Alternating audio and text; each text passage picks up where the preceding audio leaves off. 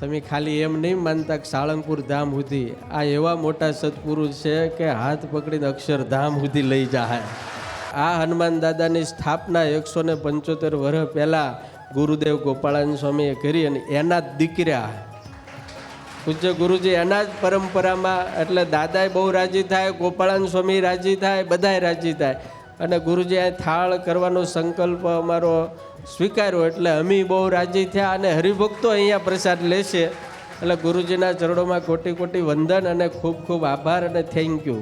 તમે 10 વર્ષમાં અહીંયા સેવા કરીને જે પુણ્ય કમાણા છો એને 9 વર્ષ એ છે ને એ ગાઢા ભરો તો આમ ફેરવી ન શકાય એટલું તમે ગુરુદેવોની કૃપાથી, મોટાની કૃપાથી રળ્યા છો. ભગવાનને હારે રાખજો, કોઈ પ્રકારનું માન રાખતા નહીં. એટલું સમજજો કે જે કાંઈ થયું છે, થાય છે, થશે એ ભગવાનની અને મોટા પુરુષની કૃપાથી જ થાય છે. આપણામાં કાંઈ ન હોય, આપણે કાંઈ ન કરી શકીએ. માટે જ્યાં સુધી દાસના દાસ થઈને રહેશું ત્યાં સુધી ભગવાન, સંતો, મોટા બધા હારે રહેશે, બધાનો આશીર્વાદ મળશે, બધાના બળ ને પ્રેમ મળશે. આજે હોળી ધારે જે કાંઈ છત્રીનું કામ થયું છે એના વિમોચન નિમિત્તે કુંડલધામથી અહીંયા દાદાના ચરણ સુધી પદયાત્રા કાઢવાનું સૌભાગ્ય મળ્યું. ત્યારે કૂવાનું જળ જ્યાં મહારાજ નાતા, ગોપાળાનંદ સ્વામી નાતા ને એ કૂવાના કાંઠે દાદા પધરાવ્યા. એ કૂવામાં દર શુક્રવારે જળ કાઢીને લાકડીનો અભિષેક થાય. એ જળ આજે કાઢી અને લાકડીનો અભિષેક કર્યો છે ને એ જળ પૂજ્ય ગુરુજીએ હવને છાંટવાના છે.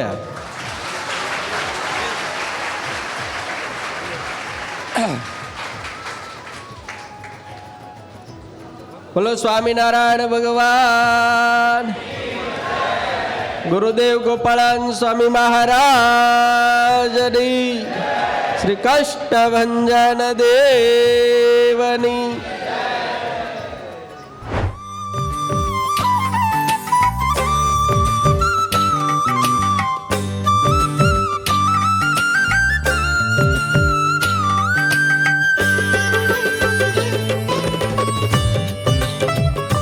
વાલા ગુરુજીના દિલમાં ખૂબ મહારાજને રાજી કરવાનો ભાવ છે, એટલે એ ભાવના સ્વરૂપે આજે વાલા ગુરુજી સંતો, હરિભક્તો તમામને લઈને કુંડળથી કષ્ટભંજન દેવ સારંગપુર દાદાના દર્શને આવ્યા. મહારાજના આમ તો ટેકરા પર છત્રી છે એટલે આપણને પ્રસાદીનું સ્થાન અહીંયા હશે એવો હવને અહીંયા અહેસાસ થાય. પણ જો અહીં છત્રી ન હોય તો કોઈને કલ્પના પણ ન થાય કે અહીંયા આવું સુંદર મજાનું અદ્ભુત અલૌકિક ચરિત્ર વાલા મહારાજે કર્યું છે. અને આપણા સત્સંગની મા જેવા મુક્તાનંદ સ્વામીએ જે મહારાજને વિશે મહિમા નિષ્ઠા રાખી અને મહારાજની આજ્ઞા પાળીને જે સહન કર્યું ને એનો ઉત્તમ ઉદાહરણ નમૂનો આ સ્થળે બનેલો છે. ગુરુજી આ છત્રીનું કામ કરવાનું થયું ને તો હું ને અલ્પેશ ભગતની બધા આવ્યા હતા ગુરુજી. પછી થોડું કાંઈ સાફ સાફ કરવાનું ચાલુ કર્યું તો મેસેજ આવ્યા કે ભાઈ આ કોને પૂછીને કરે છે, શું છે, ના છે, તે છે. તે ગામના ગુરુજી આ બાપભાઈ મેં પાપાને બધા ભાઈઓ છે ગુરુજી, જો હા બેઠા ગુરુજી. તો પછી એને બોલાવ્યા, ડીકે સ્વામીને ફોન કર્યો અને બધા આવ્યા. પછી કે વાંધો નહીં સ્વામી તમે બધું કરો. પછી જેસીબી ગુરુજી એણે લાવી દીધું, એણે બધું ઉભા રહીને કામ કરાવ્યું ને આ બધું કઢાવ્યું ને સાફ કરાવ્યું ગુરુજી. એટલે બધાના સાથ સહકાર વિના આવું બધું કામ થાય એવું નથી. એટલે એ બધા ભાઈઓએ બહુ સારું નિષ્ઠા રાખીને હાથે રાખીને બધાને સમજાવવા પડે એમ સમજાવીને ગુરુજી બધાએ બહુ સારો સાથ સહકાર આપ્યો. ને પછી આ છત્રીનું નિર્માણ થયું છે ગુરુજી એ જગ્યાનું. ભગવાનની બહુ મોટી કૃપા કે અહીંયા મોટું એક તીર્થ કાયમિક થઈ ગયું. આમ તો બધા પ્રસિદ્ધના સ્થાન હોય પણ જો આવું કંઈક માધ્યમ ન હોય ને તો બધું ભૂલાઈ જાય, ભૂસાઈ જાય. પણ આ ઇતિહાસ હવે છે ને હજારો વર્ષ કાંઈ નહીં થયા ને આમ નામ રહેશે અને બધાને ભગવાનનું સુખ આપતું રહેશે. સહજાનંદ સ્વામી મહારાજની જય. હોળીધાર આપણા ગ્રંથોમાં લખેલી હતી, પરંતુ વાલા ગુરુજીએ સંકલ્પ કર્યો કે જ્યાં જ્યાં આવા તીર્થ સ્થળો હોય ત્યાં દેરીયું બનાવી છે. એ નિમિત્તે એક હારે આપણે આ જાત્રાનો લાભ મળ્યો. જ્યાં મહારાજ અને મોટા પુરુષ બિરાજે એ તીર્થ બને છે. અહીંયા મહારાજ અને મુક્તાનંદ સ્વામી વગેરેનું પરમ પ્રાસાદિક તીર્થ સ્થળ છે. અને એક નવું સંભાળનું એ થયું કે આટલા બધા સંતો હરિભક્તોને લઈને ગુરુજી આવ્યા, હવે આ સાંભળશે ને તોય આપણું સારું થાય. વાલા ભક્તો, મહારાજ એવું કીધું છે કે જ્યાં જ્યાં ભગવાને એમના અવતારોએ કાંઈ પણ લીલા કરી હોય, ચરિત્રો ઉત્સવ સમયાઓ થયા હોય એને સંભાળતા રહેવું, સાધુમાં હેત રાખવું. અને જો એ અંતકાળે યાદ આવે તો જીવનું મોટું જબરું કલ્યાણ થાય. આ દેરી બની એમાં જેમણે જેટલી કાંઈ નાની મોટી સેવા કરી હશે એ બધા ગ્રામજનો, ખાંભડાના બધા ભક્તજનો એ બધા જ ફાવી ગયા કેમ છે એમને આજે બહુ જ સારો સુંદર રાજીપો મળશે.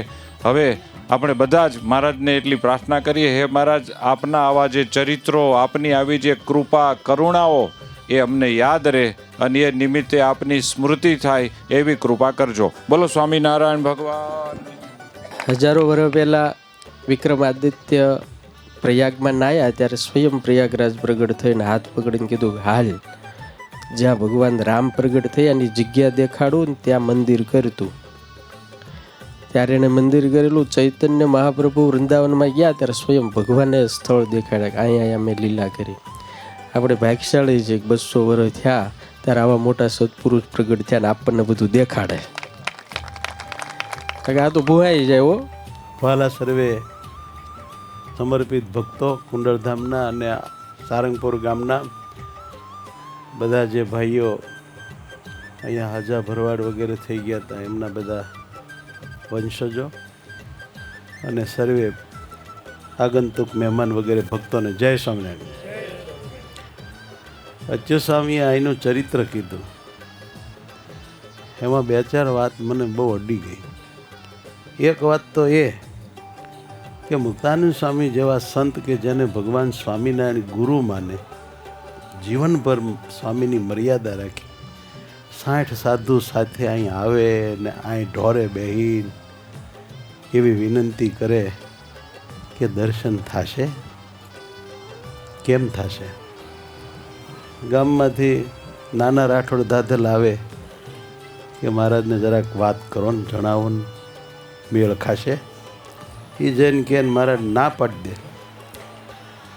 તોય રામાનંદ સ્વામીના જૂના શિષ્ય કે જે ઉદ્ધવ સંપ્રદાયના રિયલી ઉત્તરાધિકારી હતા, એમને ગાદી નહીં દેતા રામાનંદ સ્વામીએ એક 19 વર્ષના યુપીથી આવેલા છોકરાને ગાદીએ બેહાડ્યો, તોય જેણે કોઈ દુઃખ નહીં લગાડ્યું એવા સાધુતાની મૂર્તિ સંતને દર્શનની ના પાડી દીધી. ભાલા ભક્તો, પછી સ્વામી અને સંતો આમ વિહવળ થઈને હાલ્યા કે શું થાય તારે, ધણીનો કોઈ ધણીને દર્શન દે તો ભલે, ન દે કાંઈ નહીં, આપણે હોય તો બહુ દાજ ચડે, હો મોગરો મરડાઈ જાય, હા મેલતું છે. પણ મહારાજે એવા ને કસોટી કરી લીધી, પછી દિલનો ભાવ જોયો ને તો તરત પાછળ આવ્યા. સંતો આમ જાતા જતા અહીં ભૂગેલા હો, અને અહીં મહારાજ આવ્યા માણકી ઘોડી લઈને આમ ફરતા ફર્યા ને હેઠાવતીને દંડવટ કર્યા ને પછી ભેટ્યા ને. એ આ સ્થળ છે ભાઈ. અહીંયા ભગવાન અને ભક્તનું મિલન છે, અહીંયા પ્રેમનો પ્રવાહ છે, અહીંયા ભગવાને સંતને દંડવટ કર્યા છે અને અહીંયા ભગવાને એમ કીધું કે મારું તમામ સુખ સંતો તમને આપ્યું. ભાલા ભક્તો, આવા કાંકરામાં ભગવાને દંડવટ કર્યા. આ છે ભગવાનનું નિર્માનીપણું. શું છે? જ્યારે સહેજી માન આવે ને તારા ધાર સંભાળજો, આપણી મુમુક્ષતાને ધાર નીકળશે. અને મુક્તાનંદ સ્વામી હાવ ઢીલા થઈ ગયા, પણ ભગવાનનો અવગુણ ન લીધો, નિર્માની થઈને 60 સાધુ હાલતા થયા. જ્યારે કોક આપણું આવું અપમાન કરે, ન મળે, ન માને, ન હરખું બોલાવે, ત્યારે આ ધાર સંભાળજો. સમજાણું? ઘણી જગ્યાએ સંભાળવા જેવી છે આ. અને એક સાધુ કે લ્યો હું અમને શું ખાઈ લ્યું, મરી ગયા બધે માર ખાઈને બાવાના, 50 કિલો તમારો, અને કે અમારું તમામ સુખ આપ્યું. ત્યારે મહારાજે જે ટોન્ટ માર્યો, મનના ધાર્યા કરશે એને સુખ નહીં મળે, બાકાત કરી નાખે. જ્યારે મન ધાર્યું કરવાનું મન થાય ને તે દી આ ધાર સંભાળજો કે જો મનનું ધાર્યું કરશું તો સુખ કાંઈ મળશે નહીં, જો જરાય દુઃખ લગાડશું તો સુખ કાંઈ મળશે નહીં. અને જો ભગવાન કેમ કરશું, ભગવાન દોડીને વાહે વાહે આવીને દંડવટ કરશે અને ભાવથી બેઠશે અને પોતાનું બધું સુખ આપી દેશે. એવો નિર્માની સ્વામિનારાયણ ભગવાન છે. આટલી વાત કાળજે કોતરીને જાજો તો તમારી યાત્રા સફળ.